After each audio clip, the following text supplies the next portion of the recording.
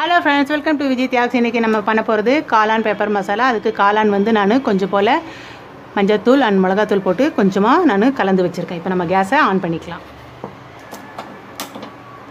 Case on பண்ணோன்னே கொஞ்சமாக நல்லெண்ணெய் போட்டுக்கோங்க. இந்த பெப்பர் ஃப்ரைக்கு நம்ம செக்கு நல்லெண்ணெய் போட்டோன்னா டேஸ்ட்டு சூப்பராக இருக்கும். கொஞ்சம் போல் உளுத்தம்பருப்பு போட்டுக்கோங்க. கொஞ்சம் போல் சோம்பு போட்டுக்கோங்க. காளான் பார்த்திங்கன்னா ப்ரோட்டீன் சத்து ரொம்ப ஜாஸ்தி இருக்கிறதால இதை குழந்தைங்களுக்கு நீங்கள் நிறைய கொடுங்க. இந்த டைமில் என்ன பண்ணுங்கள், ஒரு 4 பச்சை மிளகாய் துண்டு, கொஞ்சம் போல் ஒரு கைப்பிடி அளவுக்கு வெங்காயம், 2 வெங்காயம் போட்டிங்கன்னா உங்களுக்கு கரெக்டாக இருக்கும். இஞ்சி பூண்டு பேஸ்ட்டு பார்த்திங்கன்னா 1 ஸ்பூன் போட்டிருக்கேன். இதை மாதிரி இஞ்சி பூண்டு நீங்கள் அரைச்சி வச்சுட்டிங்கன்னா எப்போ சமைக்கும் போதும் ஈஸியாக எடுத்து நம்ம யூஸ் பண்ணிக்கலாம். இதை நம்ம நல்லா ப்ரௌனிஷாக இந்த ஆனியனை வதக்கி எடுத்துக்கலாம். எப்பயுமே ஃபஸ்ட்டு நம்ம காளான் செய்யும்போது ஆனியன் நல்லா ஃப்ரை பண்ணிவிட்டு இது நல்லா 50% நல்லா வதங்கினதுக்கப்புறம் அதுக்கப்புறமா தான் நீங்கள் காளான் போடணும்.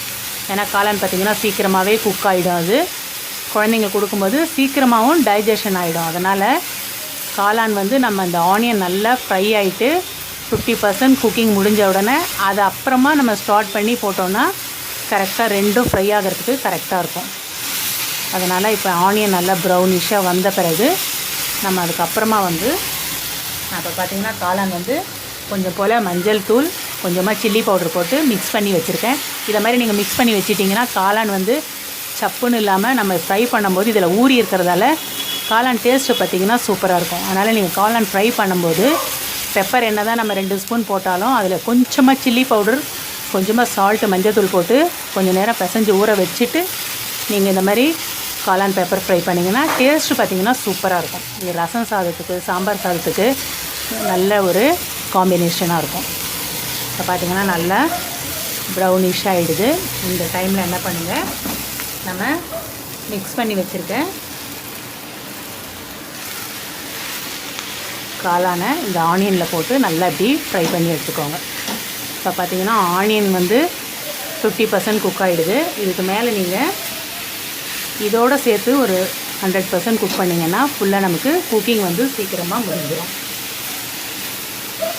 இது வந்து கொழுப்பு சத்து வந்து கரைக்கக்கூடியது, கெட்ட கொழுப்பு. அதனால் எக்ஸசைஸ் பண்ணுறவங்க இதை வந்து கூட கொஞ்சம் நம்ம சேர்த்துட்டு எக்ஸசைஸ் பண்ணோன்னா கொழுப்பு பார்த்திங்கன்னா நல்லா குறையும். அது நான் வந்து மூட்டு வலிக்கு வந்து முடக்கத்தான் கீரை சொன்னேன் பாருங்கள், அது செய்து சாப்பிட்றோம் பாருங்கள், அதே ஈக்குவல் வந்து இந்த காளான் நம்ம செய்து சாப்பிடும்போது நமக்கு மூட்டு வலியை வந்து போக்கக்கூடிய தன்மை பார்த்திங்கன்னா இந்த காளானில் நிறைய இருக்குது. சீக்கிரமாக டைஜஷன் ஆகிறதால நம்ம குழந்தைங்களுக்கு இதை நிறைய கொடுக்கலாம். ப்ரோட்டீன் பார்த்திங்கன்னா இதில் நிறைய இருக்கிறதால நம்ம பயிறு வகைகள் சாப்பிடாத குழந்தைங்களுக்கு இந்த காளான் வந்து வாரத்தில் 2 நாள் போல் நீங்கள் செய்து கொடுக்கலாம். இப்போ பார்த்திங்கன்னா ஆனியன் நல்லா ஃப்ரை ஆகிடுது.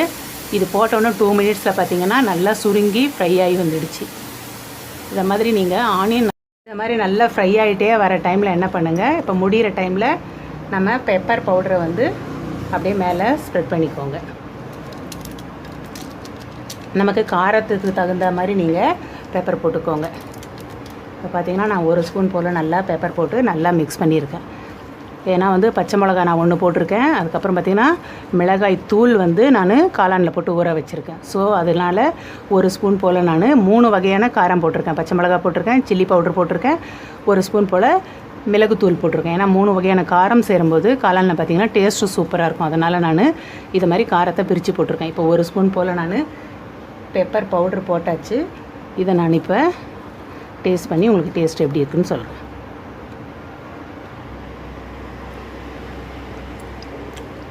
டேஸ்ட்டு பார்த்திங்கன்னா சூப்பராக இருக்குது. நல்லா நமக்கு ஸ்பைஸியாக வந்திருக்கு. நான் 3 வகையில் காரம் போட்டதெல்லாம் நல்லா ஸ்பைஸியாக இருக்குது. நீங்கள் போடும்போது வந்து ஒரு பச்சை மிளகா, கொஞ்சம் போல் சில்லி பவுடர், கொஞ்சமாக மிளகுத்தூள், அது மாதிரி 3ஆக நீங்கள் காரம் போட்டிங்கன்னா நீங்கள் காளான் சமைக்கும்போது டேஸ்ட்டு பார்த்திங்கன்னா சூப்பராக இருக்கும். அதுக்கப்புறம் பார்த்திங்கன்னா நல்லா சாஃப்டாக வந்திருக்கு. அந்த ஆனியன் வந்து க்ரன்ச்சியாக இருக்குது. நான் 50% குக் பண்ணதால் நடுவில் க்ரன்ச்சியாக வர்றதால நல்லாயிருக்கு. அதனால் நீங்கள் ஆனியன் வந்து ஒரு 50% போல் குக் பண்ணிவிட்டு அதுக்கப்புறம் நீங்கள் இந்த மஷ்ரூமை போட்டு பண்ணிங்கன்னா டேஸ்ட்டு பார்த்திங்கன்னா சூப்பராக இருக்கும். ஸோ இது மாதிரி டிஃப்ரெண்ட்டான ரெசிபிஸ் நீங்கள் பார்க்கணும்போது விஜய் தியாக் சேனலை சப்ஸ்கிரைப் பண்ணி வச்சுக்கோங்க. இந்த டிஷ்ஷஸ் உங்களுக்கு ரொம்ப பிடிச்சிருந்துன்னா விஜய் தியாக் சேனலை லைக் பண்ணுங்கள், ஷேர் பண்ணுங்கள், சப்ஸ்கிரைப் பண்ணுங்கள். பாய்.